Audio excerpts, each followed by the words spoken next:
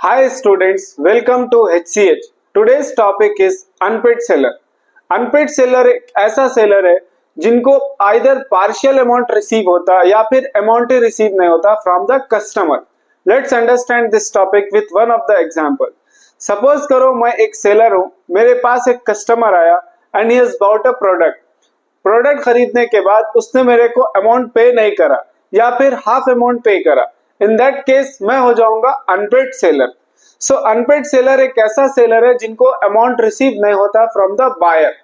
So in that case we have so many rights for the unpaid seller that we are going to learn one by one.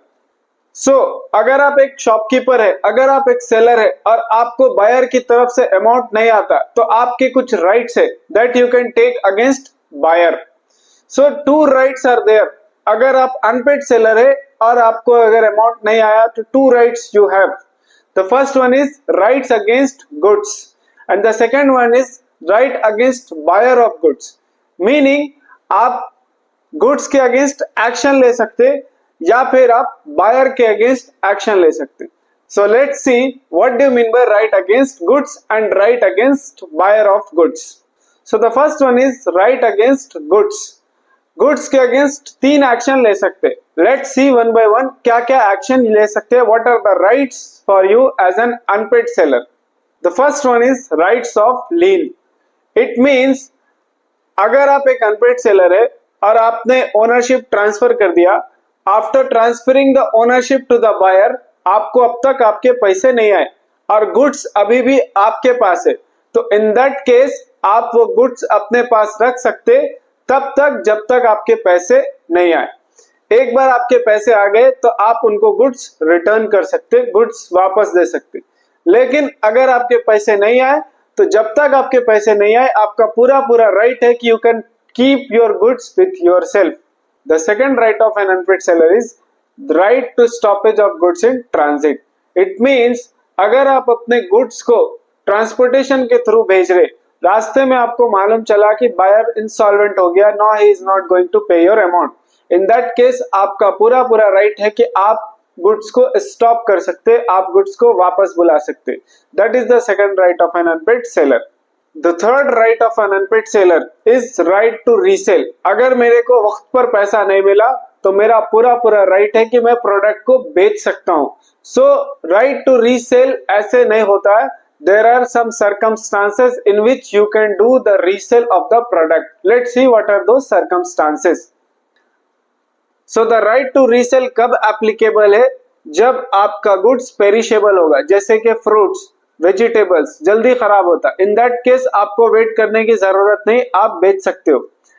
The second scenario is आपने buyer को call किया और बताया, inform किया कि आपके पैसे अब तक नहीं आए और अगर फिर भी पैसे नहीं आए तो आप गुड्स को सेल कर सकते हो. And the third situation is आप पहले से ही एक कॉन्ट्रैक्ट बना लिए कि अगर आप पेमेंट में डिफॉल्ट करोगे तो मैं बाय डिफॉल्ट आपके प्रोडक्ट को सेल कर दूंगा, रीसेल कर दूंगा. So these are the three rights a seller can take against the goods. Now let's see what are the rights of an unpaid seller against the buyer. The first right of an unpaid seller against the buyer is suit for price. अगर ownership transfer हो गया buyer को and buyer has said कि मैं पैसे नहीं दूंगा, in that case an unpaid seller has full right to suit for the price. मतलब प्राइस के लिए वो केस कर सकता है कि मेरे को इस प्रोडक्ट के पैसे चाहिए ही चाहिए. The second one is suit for damage. अगर बायर किसी भी तरीके से इंटेंशन दिखा रहा है after getting ownership of the product कि वो पैसे नहीं देगा या फिर बोल रहा है कि मैं पेमेंट नहीं करूंगा, रिफ्यूज कर रहा प्रोडक्ट लेने से, तो इन that case an unpaid seller can suit for the damage along with the price. अब डैमेज क्या है इसको मैं समझाता हूं. मान लो कि मैंने एक बायर से कॉन्ट्रैक्ट किया था कि आप लैपटॉप लेकर जाइए और इच लैपटॉप का प्राइस होगा 50,000. बायर ने बोला था okay I will take your laptop, उसने बिल बना लिया, बट आफ्टर फ्यू डेज ही denied to take that laptop और उसकी वजह से मैं वो लैपटॉप किसी को 40,000 में बेच दिया. यहाँ पर मेरा 10,000 का नुकसान हुआ, तो ये 10,000 का damage I can claim against that buyer from the court. The third rights of an unpaid seller is repudiation or cancel of contract before due date. Sometimes a buyer cancel the contract before due date, कि भाई 10 तारीख को लेने वाला था product, लेकिन इसने बोला कि नहीं भाई 5 तारीख को ही बोला कि मैं प्रोडक्ट नहीं ले रहा हूं। In that case a seller has right to wait till 10th, वो 10 तक वेट करेगा।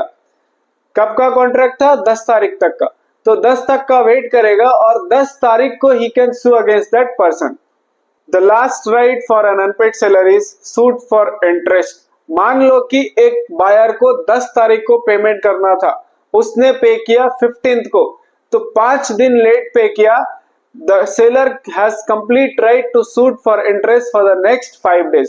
जो 5 दिन डिले हुआ उसके ऊपर भी सेलर बायर के ऊपर इंटरेस्ट का केस कर सकता है। Let's do a quick recap. What are the rights available for an unpaid seller? So these are the rights available for an unpaid seller. सबसे पहले राइट अगेंस्ट गुड्स। गुड्स के against क्या action ले सकता है? सबसे पहले राइट ऑफ लीन, मतलब गुड्स को अपने पास रख सकता है। दूसरा right of stoppage of goods in transit, अगर वो ऑलरेडी ट्रांसपोर्टेशन में चला गया तो गुड्स को वापस बुला सकता है। Third one is right of resale. In this an unpaid seller has complete right to resale the product. अगर कस्टमर टाइम से नहीं आता तो अनपेड सेलर प्रोडक्ट को सेल कर सकता है। Now let's see what are the rights available against the buyer of a goods.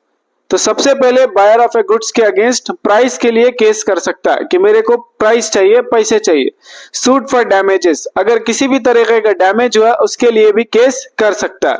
Next one is repetition of contract before due date. It means अगर contract due date से पहले cancel हुआ तो unpaid seller wait करेगा due date का और तब जाकर उसके ऊपर केस करेगा।